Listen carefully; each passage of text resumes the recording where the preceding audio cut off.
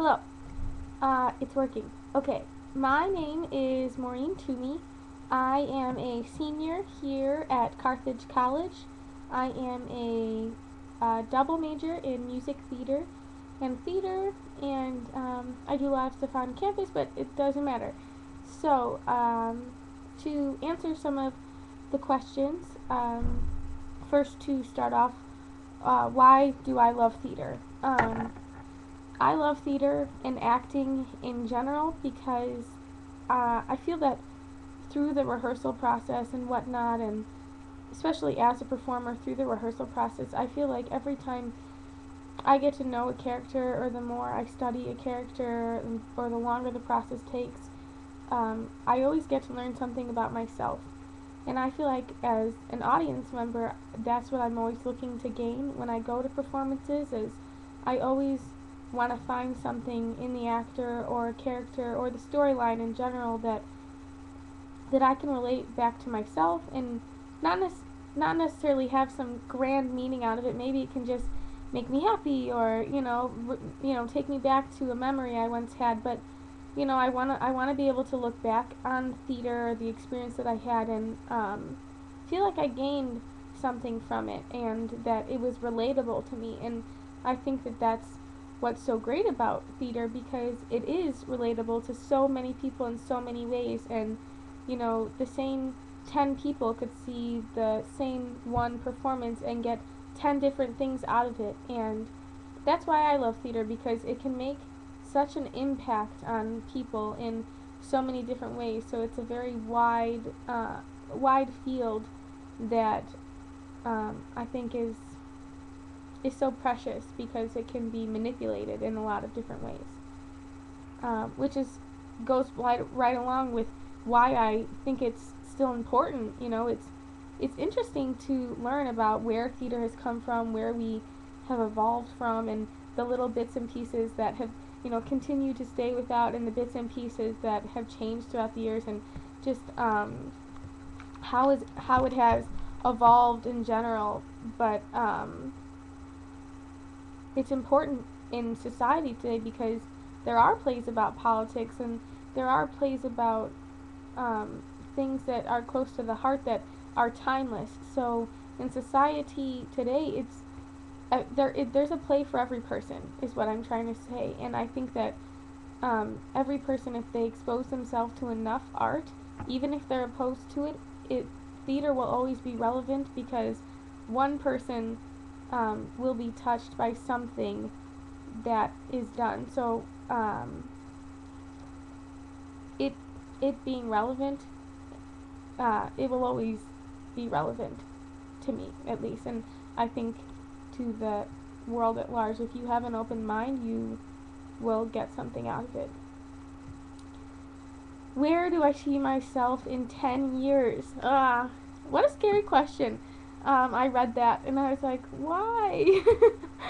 um, well, I'm graduating in May, and in 10 years after I have earned my bachelor degree, I hope to be living in a city, Chicago or New York, preferably, pursuing performance, hopefully performing, and not, you know, struggling for my next meal. But who knows?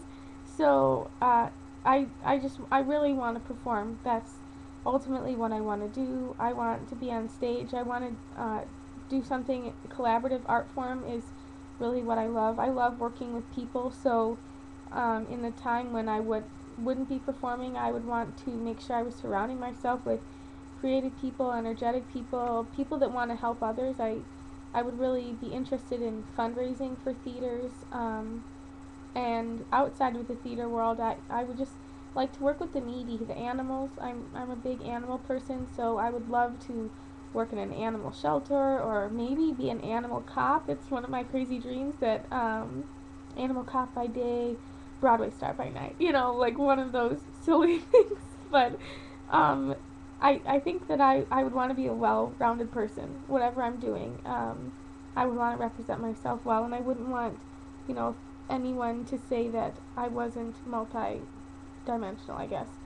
My first theater experience, I was, I think, 7. I'm sure I had things before that, but this is the one I really remember. I was 7, and I was in Joseph and the Amazing Technicolor Dreamcoat, and I was a little girl, and I had the solo where I got to sing, "He Becomes a Star," like that big one. Obviously, that's not how I sang it, but actually, I probably did. I was 7, and I just thought it was the best thing ever, and I was really pumped. And from then on, I sang all the time. Couldn't get enough of it.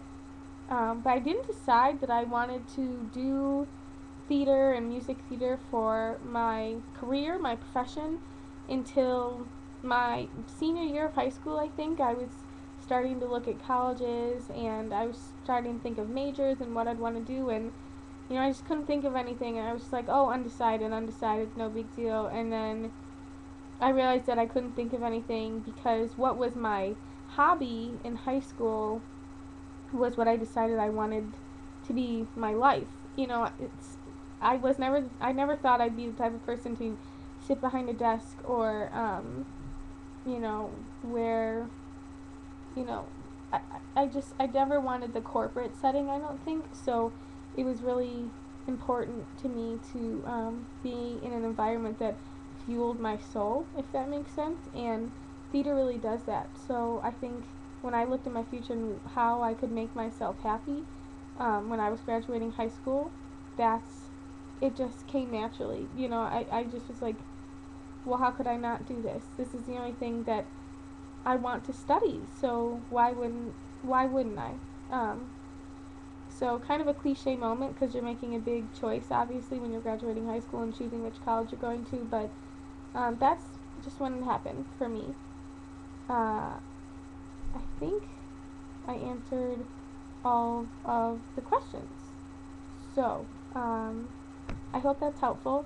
I am so looking forward to being in the Rail Splitter. It's going to be such a great experience, and I cannot wait for January to show up any minute.